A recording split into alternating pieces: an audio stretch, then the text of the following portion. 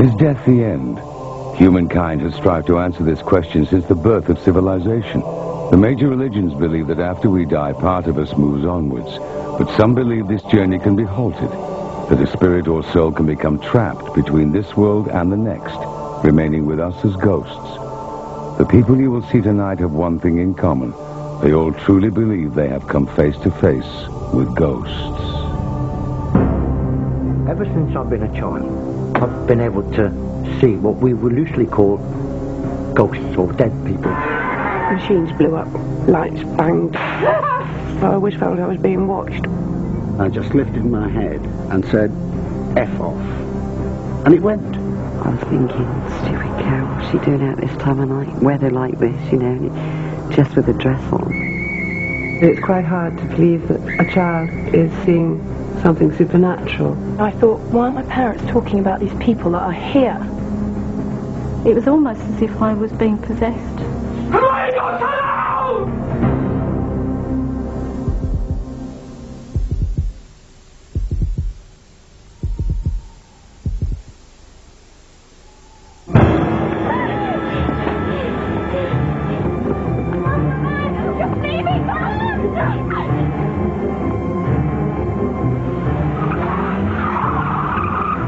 Julie Penny never believed in ghosts.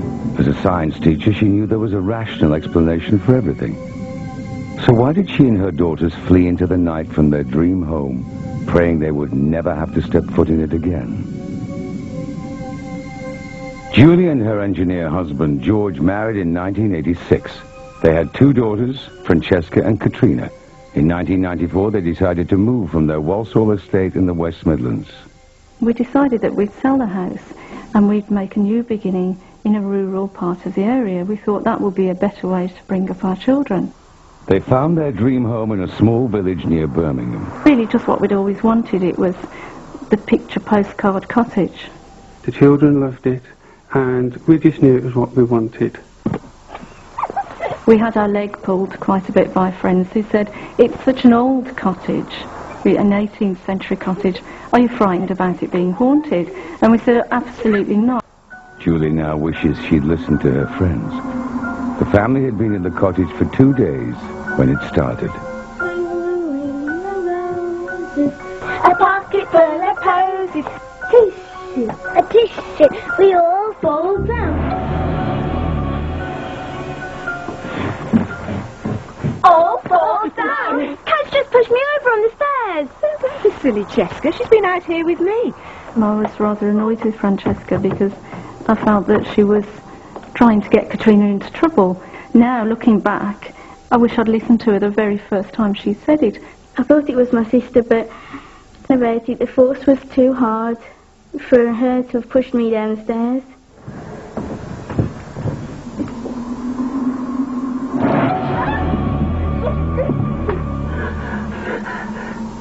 It was like an adult-sized hand that pressed on my face as I went to go up the stairs. At the same time, there was a very cold breeze coming down the stairs.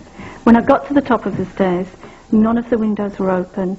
As a science teacher, I have to give logical reasons and answers to everything, and that's what I teach children to do. For the first time in my life ever, something was happening that I had no control over, and I didn't have an answer to it. Julie was having a hard time persuading her husband that anything was wrong. I wanted to believe what I was being told, but I am an engineer by trade, and unless I can see it or touch it, it doesn't exist. I was beginning to believe George and think, I must be imagining it. I can't explain it, so what's the other answer?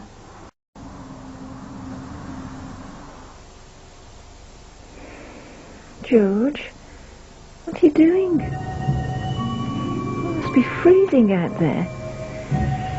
Come back to bed, love.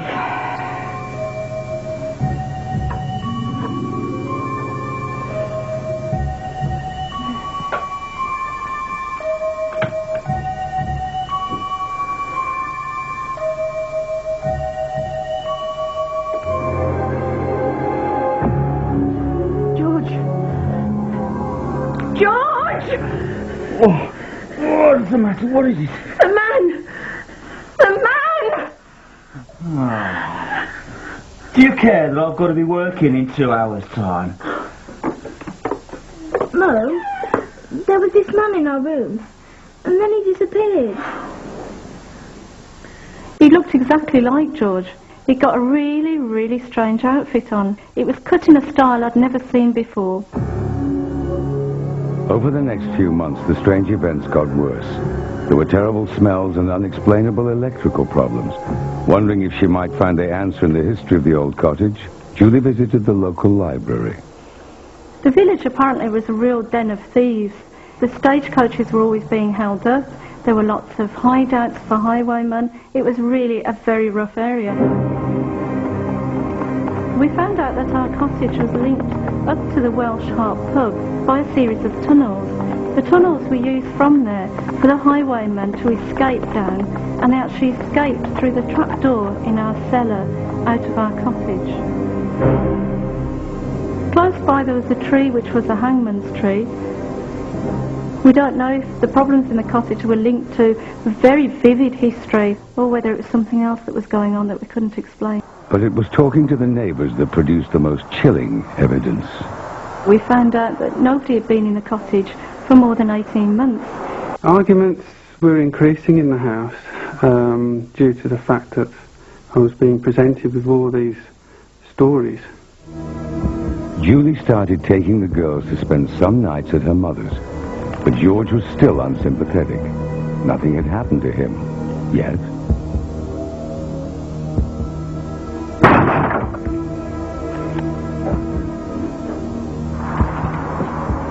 The bang at the door was immense.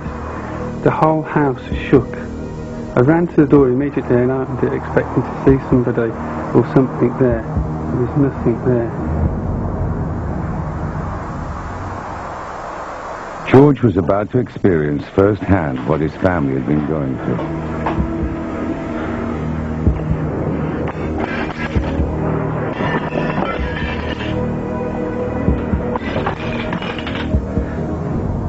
Pictures coming off the wall were probably the scariest things for me. When I looked at the back of the picture, the cord was still intact and the hook was still in the wall. How had the pictures come off? I began to feel really guilty. These things had been going on all this time and I'd been ignoring them. Then things started to take a turn for the worst, and we found that there was something going on a bit more than that. Possibly some kind of poltergeist type activity. If the Pennies did have a poltergeist, they became convinced its aim was to split the family and drive them from the house. It was as if they were playing me and George off against each other, playing the girls off against me. It was like somebody was causing downright mischief in the house. You were just like waiting for something else to happen. It was like you were sitting on a time bomb.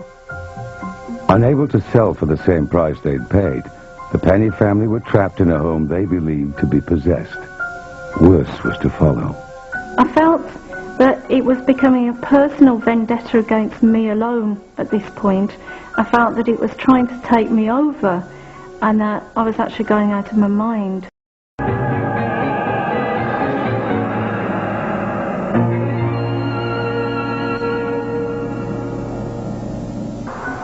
Julie found herself losing control. She felt as if she was being forced to do things against her will.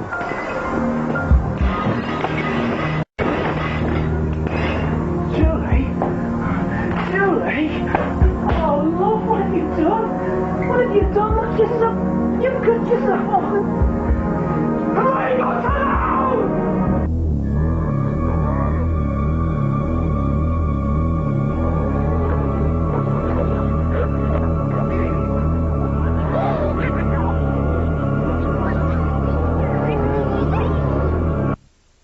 I felt almost as if I was reliving something that had happened in the past, or something was trying to relive a life through me. It was almost as if I was being possessed.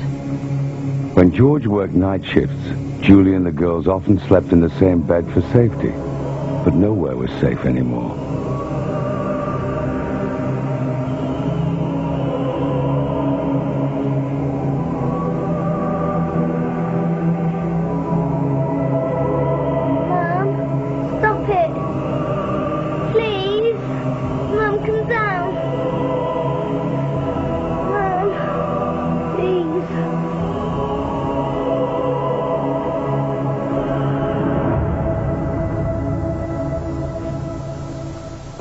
I was quite tired and I thought it was my eyes just playing, but when I looked next to me, my mum had gone.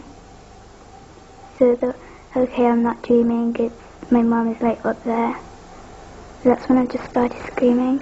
I wasn't going to put them through it anymore. I felt that we tried to fight it, we tried to have an answer to the questions. We couldn't fight back anymore. Come on, girls, hurry up! We were just going to go. That's it. If you come so quick. No, quick,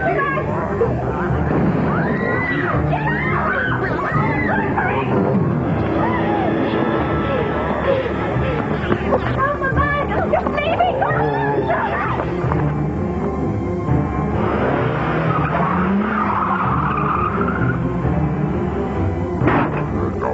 I felt as if it had won. It had beaten us. The pennies fled. It would be 2 years before things returned to normal when they moved to a quiet village in Scotland. Julie is teaching again, and the family have picked up life where they left off. Our new life in Scotland, well, it's just wonderful. And in some ways, that's been the only good thing that has come out of it. I don't think you should ever doubt your children. We tried doing at the start the thing of, oh, it's just a dream, oh, it's just a nightmare, oh, you know, it's just the wind.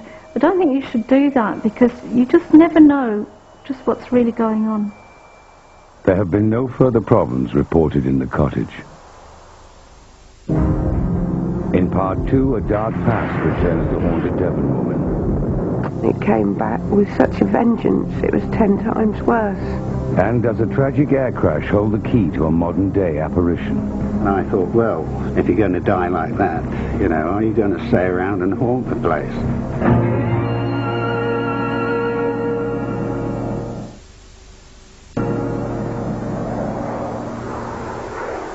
The St. George Hotel in Teesside. Built in the 1940s, its squat brick appearance gives it away as an ex-military building. Once it was the officers' mess of RAF Middleton St. George. When the Air Force moved out in the 1960s, the base became Teesside International Airport, and the mess became a hotel. The hotel is a busy stopover for aircrew, but over the last 30 years, it's gained notoriety for being haunted. On the 17th of November 1982, airline pilot Barney Kincannon headed for his room in the west wing of the hotel. I'd just come in from the late London flights, arriving about 9 o'clock at night. Another pilot, Grant Waters, was also staying in the west wing 3 years earlier in March of '79. I was sort of working earlies, so we had our normal sort of evening do in the bar. Both men were senior pilots, not given to flights of fancy. I went to bed slightly earlier than the crews who were on lates. I went to bed about 11 o'clock. It was very cold, and it always was in that area of the hotel. Got into bed, and I'd been in bed about 2 minutes when I felt this heavy, really heavy pressure on my lower legs. And as if a man or a heavy weight was sitting on them. And I felt the pressure on my legs, and eventually it sort of moved up to my chest. I felt the bed sort of going down with the weight. And I just lifted my head and turned it round and said, F off. And it went. And I said, please go away, because I'm on earlies. And he went just like that. Barney wrote an article about that night for Pilots magazine and discovered he wasn't alone. Interviewed 20, 25 people in working for British Midland who'd had similar or even worse, well, most of the experiences they had were worse than the one I had. Stewardess Heather Raybould stayed regularly at the St. George from 1975 to 1995. She claims to have been visited by the ghost twice. I mean, when I first joined British Midland, everybody used to talk about this ghost. It was sort of like the weight of a man, really. Just a heavy weight of somebody pushing you down. I just didn't know what to do. I found I couldn't shout out, I couldn't talk, I couldn't scream. I couldn't do anything. I just felt like I'd frozen. I never wanted to stay in the hotel again. I did everything I could to change my posture. One stewardess was making her way down to breakfast. She was walking down the corridor and saw this pilot. He said, said good morning to him. He didn't answer. She thought, oh, he's wearing funny clothes, you know, like the old palace used to wear, the old leathers and that. And she turned round and he disappeared. He wasn't there. Could the clothing offer a clue to the ghost's identity? Barney started researching the history of the base. Somebody mentioned that a meteor had crashed into the building in the early 50s, and I did a bit of investigation into that. In a bizarre tragedy on the 24th of November 1951, Flight Lieutenant Raymond Norman lost control of his Meteor jet while training. He slewed across the car park. Out of 30 cars there, he destroyed just one, a pre-war Humber, his own. Then he smashed into the mess, demolishing just one room, his own, in what is now the West Wing, where all the sightings have taken place. He was still alive. The accident didn't kill him at all. And as he was getting out, a lump of concrete fell down, struck him. The official cause of death was given as a broken neck. And I thought, well, if you're going to die like that, you know, are you going to stay around and haunt the place? If it is the ghost of Raymond Norman, then he is still around to this day. He was seen in April of this year by a guest on a tour. The lady woke up in the middle of the night, saw what she thought was a husband standing by the window, and turned over to find that he was actually in bed with her.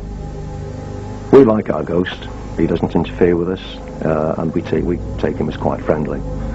Unfortunately, he doesn't like flight crew, and in particular flight deck, and they're the ones that he has the most problem with. Some of the cabin crew, if they're asked to stay in the hotel, they used to go sick. I probably shouldn't be saying that, but they did. Whatever you think about this, I mean, this has happened to 20, 25 people, to my knowledge. So there's got to be something to it.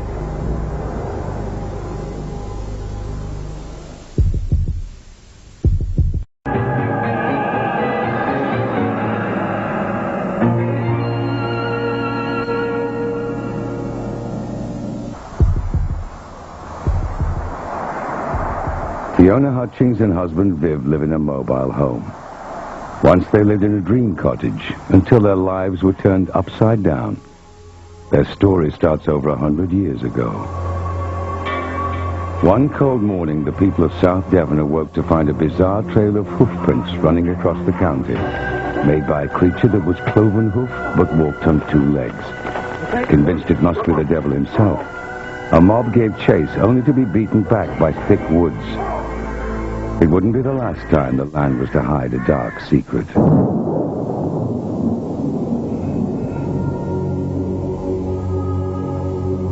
Since then, rumors have abounded of strange goings-on in the woods and moors of the area. Tales of witchcraft, of devil worship, of black magic and human sacrifices.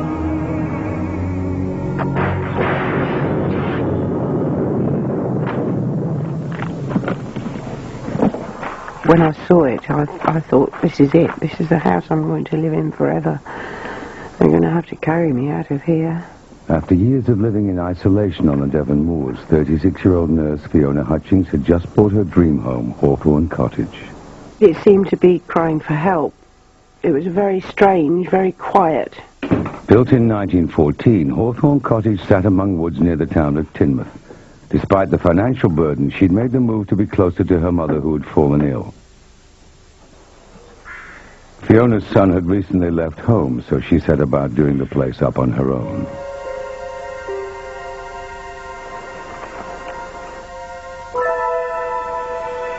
From the start, she felt there was something strange about the atmosphere.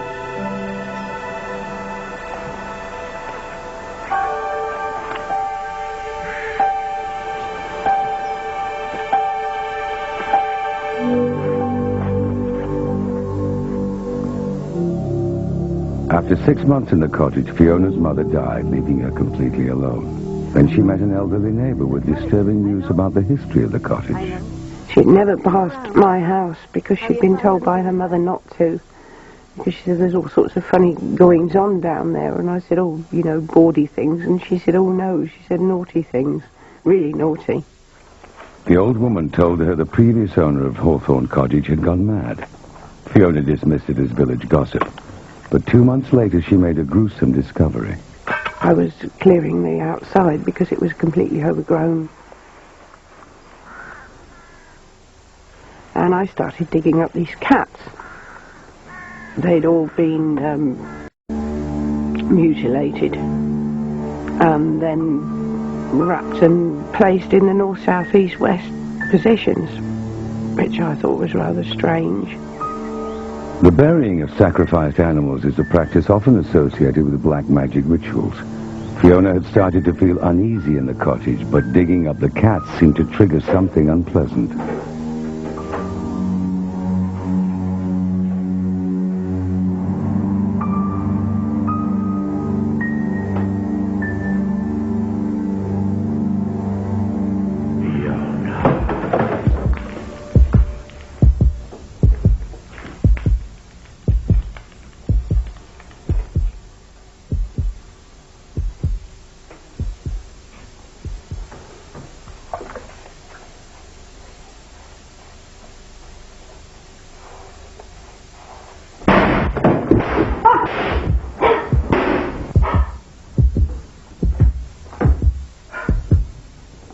Fiona felt like Hawthorne Cottage was turning against her. I'd have unexplained electrical faults. I got through about 3 or 4 TVs. I had 2 fires that started for no reason whatsoever. Washing machine that wouldn't turn off. Microwave that blew up. 5 or 6 kettles. Fiona's sanity was being pushed to the limit. It reached breaking point one October night in 1989. I'd gone to sleep quite happily. Actually, I'd had some hot chocolate, which was one of my favourites when I couldn't sleep. And I woke up and I couldn't get off the bed.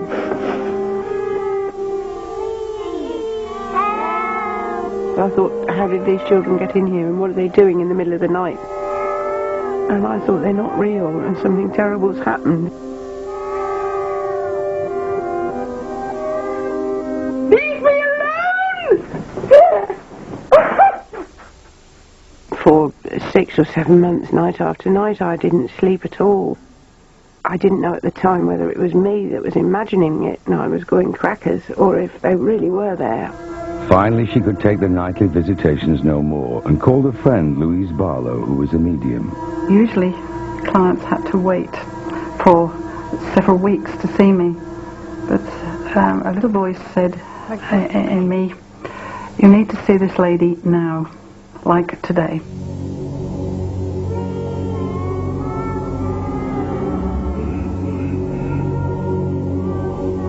I felt that there had been black magic rituals, or rituals of some sort, where you get a group of people together and they do, as they feel, wonderful things, but in fact it's awful. Whether it was that house, I don't know, but it was that land. Louise felt that if Hawthorne Cottage was being haunted by events that happened on the land before it was built, then it was essential to fight back. She called in a qualified exorcist with the Liberal Catholic Church in nearby Exeter. The priest who still practices today has confirmed the events. Omnis spiritus immundi. He said the children had been sacrificed, and he said it was a sort of ritual that I wouldn't wish to know about. Domine Jesu Christi. Every time he put holy water down, it was like when you throw water on a bonfire. The ash and blackness. And the smell was appalling. Little by little, the smoke disappeared.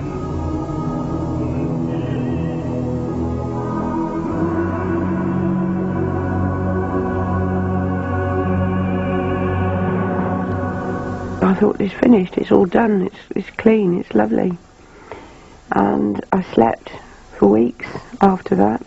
The nighttime visitations stopped and life returned to normal. Fiona married a merchant navy electrician called Viv. When I heard about the sacrifices and things that were supposed to be going on down there, it does make you wonder whether you should believe it at first, whether it's airy-fairy stuff. A few months after the wedding, Viv went away to sea, leaving Fiona alone in the cottage. Despite him being away, she was happier than she had been in years.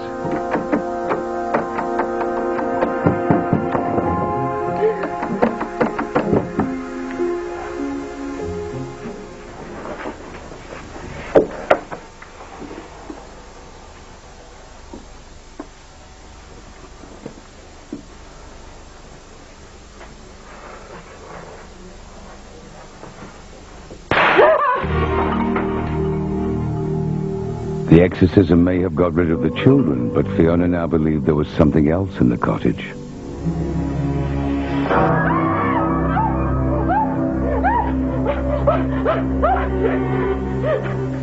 It came back with such a vengeance, it was 10 times worse. And when Viv returned from sea, he too found himself targeted, usually at night after he'd gone to bed. Oh, God, what on earth happened? I've got no idea how I got down there. Well, if I did fall down the stairs, I had no bruising or anything on me. I just can't explain that one at all. I went back to Louise. She said, this has come back since you got married.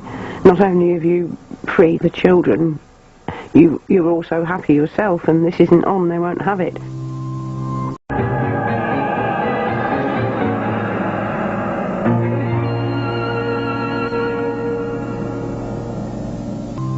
After more than a year of being terrorized, the couple were at their wits' end. They had heard rumors of an elusive local man by the name of John Parker. Ever since I've been a child, I've been able to see what we would loosely call ghosts or dead people. I don't look at myself as a medium. I'm just an ordinary bloke on a building site, laying bricks, making a living. But I have been blessed, if you like. What I was picking up from Fiona was pure fear. And I knew that there was very serious trouble in that house. Very serious trouble. At 7 p.m. on June the 6th, 1993, John Parker arrived at Hawthorne Cottage.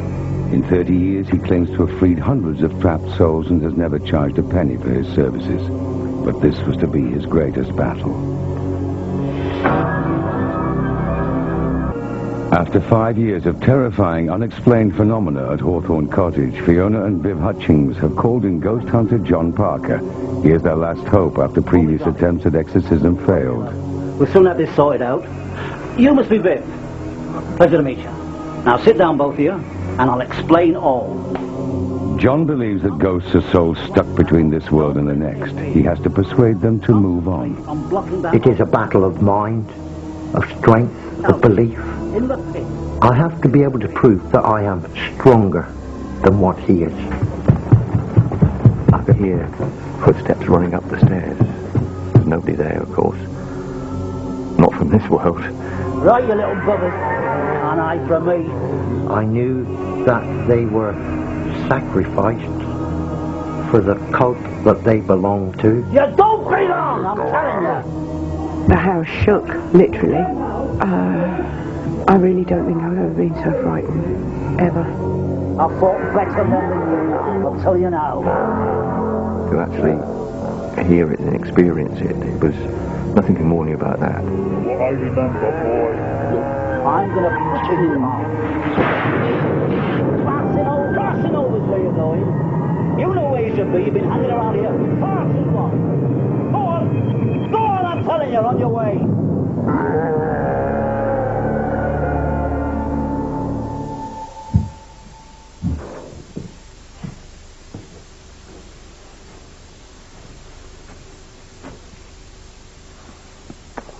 Cup of tea would be nice, my dear.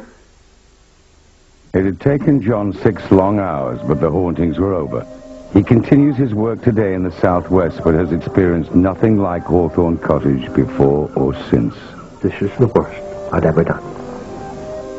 Fiona and Viv finally lost the cottage in 1995 to the banks. We now live from day to day. But one thing that I'm not anymore, I'm not frightened of things that I was frightened of, because now I've seen it. That's as bad as you can get.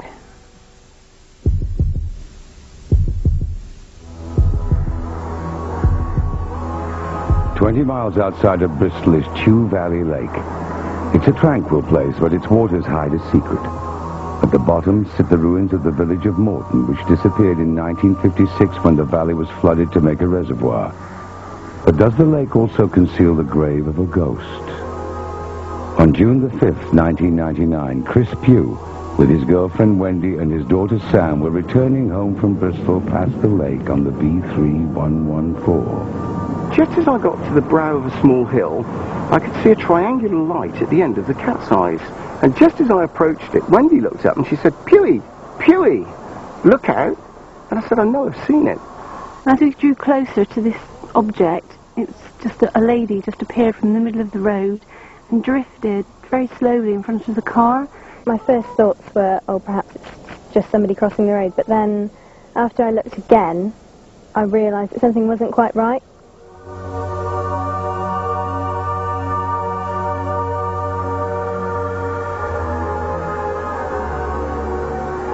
I can remember distinctly that she had long, wavy hair that looked sort of greasy or even wet. I was convinced that it wasn't a human being, it was something supernatural.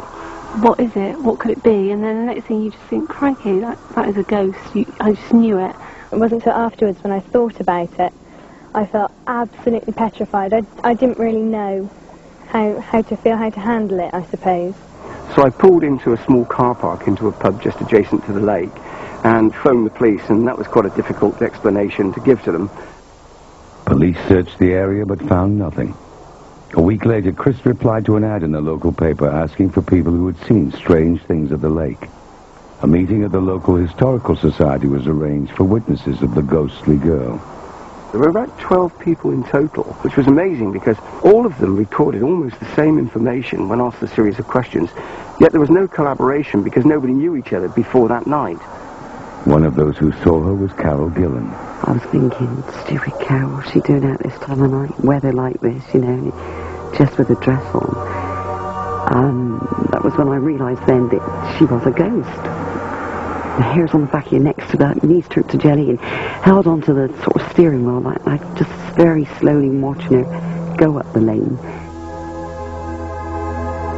I started asking around the local village where I lived if there was anybody that knew of anything about maybe a girl out on the lake road.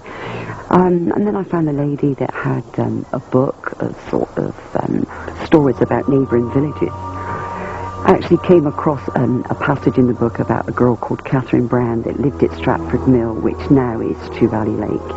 And the story goes that she'd actually drowned in the moat, and she was only a young girl. So I just surmise that this is who it could have been. Catherine Brown disappeared one day at the turn of the century. The next morning she was found drowned. She'd been dead at least 24 hours. Yet her mother claimed to have seen her the previous night climbing the stairs soaking wet, at a time when she was already dead. The events have left those that saw her wondering if it is Catherine Brown retracing her steps home, a home that now lies deep under the lake. From the dresses that she was wearing, you could see that she was obviously from the turn of the century, quite a while ago, and all the little pieces of the jigsaw started to fall into place. Any evidence of Catherine Brown's mortal remains disappeared when the waters flooded the valley. Somewhere there's got to be a grave, and I would love to think that she's here. And I think until I've actually gone right to the end of the story, I won't be satisfied until I do. But I will find out. And hopefully it is Catherine Brown.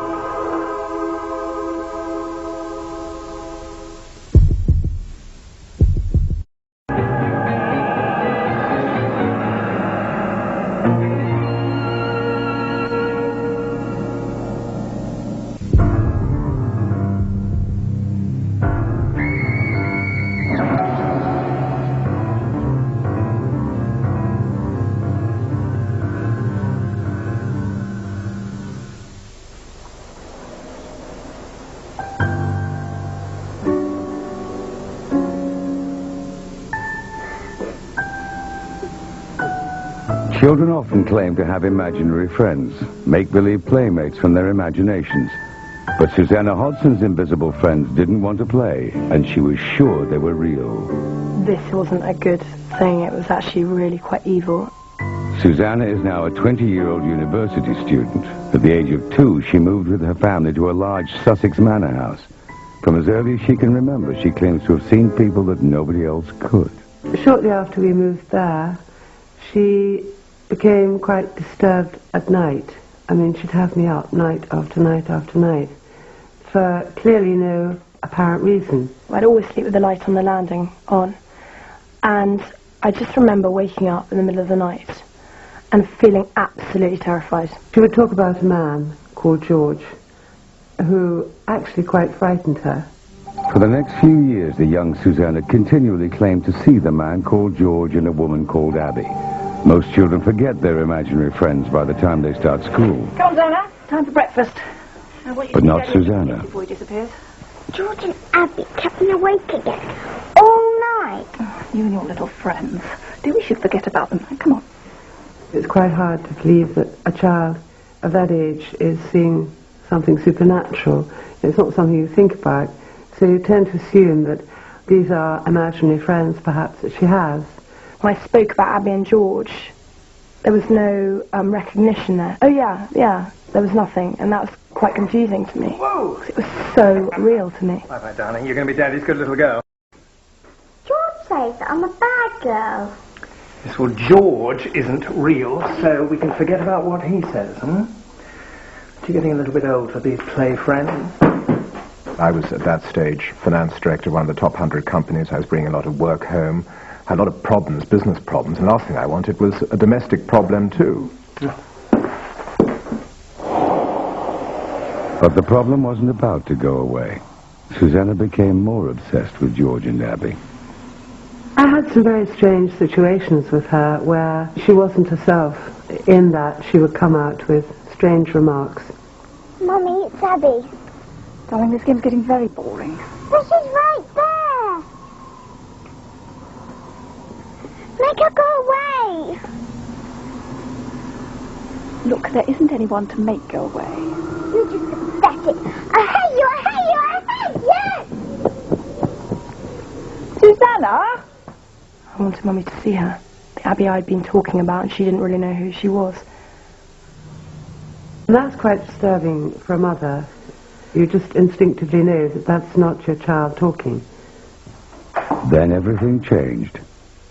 Diana was to have an experience that finally convinced her that her daughter was telling the truth. Well, I do hope you've calmed down now, young lady. Susanna? I would hear footsteps running and assumed that it was her. Susanna?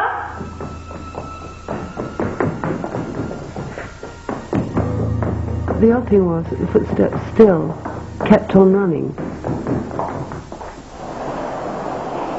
The strange events threatened to drive a wedge between Daniel and Diana. Darling, thank God you're back. It was difficult in the beginning with him because he really didn't want to know, actually, at all, and didn't find it remotely interesting or believable. It's Susanna. Dan, I think I believe her. It's really scaring me. Diana, I really don't need this now. You know how it is. You get home, you're pretty knackered, and immediately your wife starts in on some problem that she's had in the day. He just didn't find it credible. I don't know So what it was bashing my head against a brick wall, and he'd get fed up and cross. We'd have an argument. What are you trying to tell me, that this place is haunted? Darling, right now, I do not need to come home to a house full of hysterical women spouting about bloody ghosts. No, and I don't need you coming in at all hours of the night and not giving a damn about your family. Diana was getting more and more concerned, and I think she was frustrated with me because I wasn't actually giving her the right answers. But while her parents argued over whether she was imagining things, 2 floors up, Susanna had no doubts.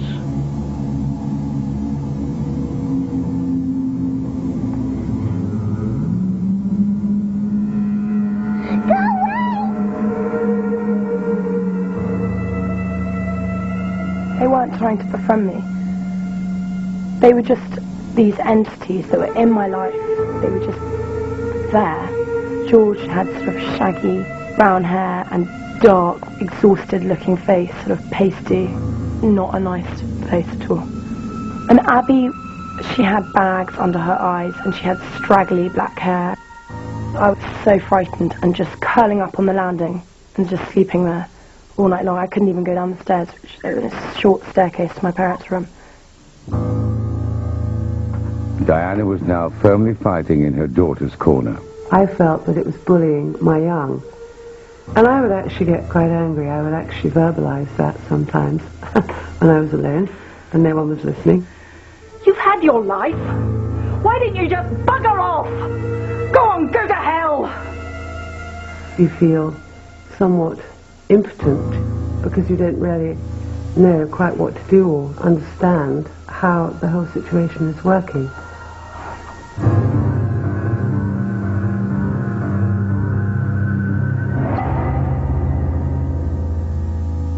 Unsure where to turn, Diana contacted a medium in Portsmouth. She sent him something personal of Susanna's but gave him no details about what had happened. The response astounded her.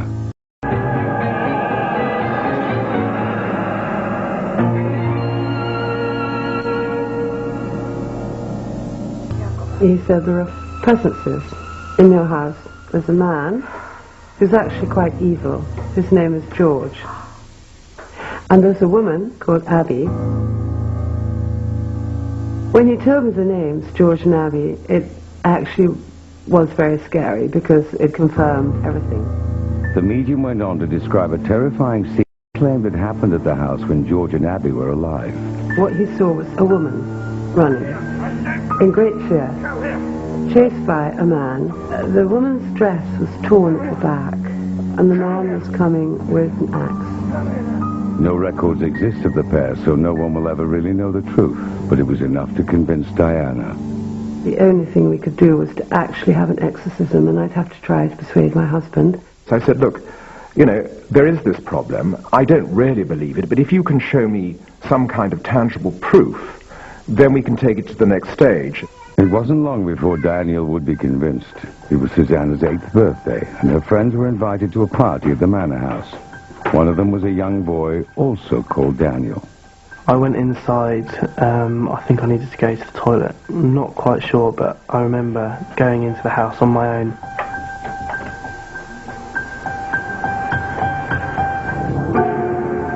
An old lady dressed in black.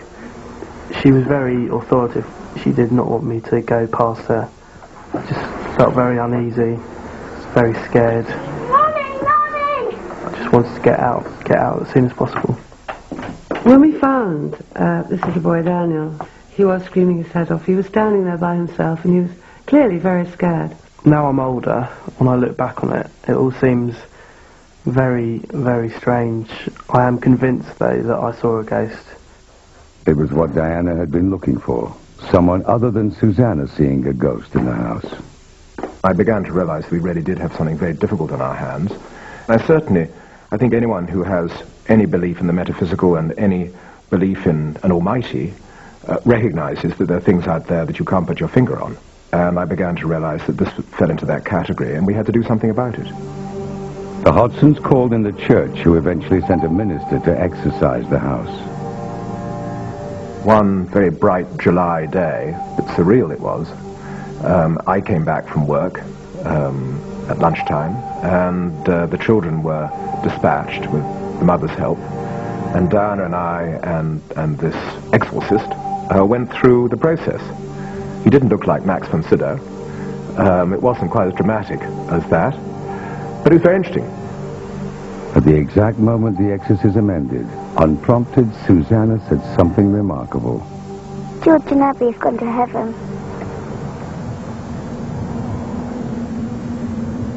I don't know why I said it.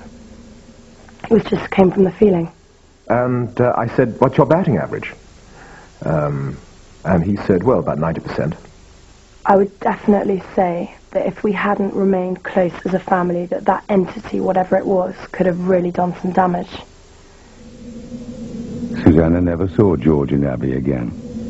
Perhaps they had only ever been a figment of young imaginations. It all worked so simply, and the exorcisms have unlocked everything and sent it away, that maybe it was psychosomatic after all. But the story was not over yet. 2 years later, the Hodgsons moved to a new home. Soon after arriving, they invited their next-door neighbour, Marnie Jones, around for tea. No, you'd love it here. The village is beautiful, and don't worry about the locals. Well, I hope so. It's a wonderful place. It feels so at peace. Why? Wasn't your last place? Well, we had some problems at our last house. Where was it? We lived in West Broughton. West Broughton? God. I used to live there. That's amazing. Well, we lived in the manor house. You know, by the church.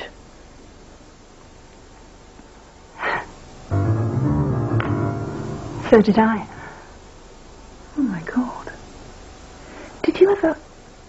I mean... I don't know how to put this. You'll think I'm completely barking mad, but...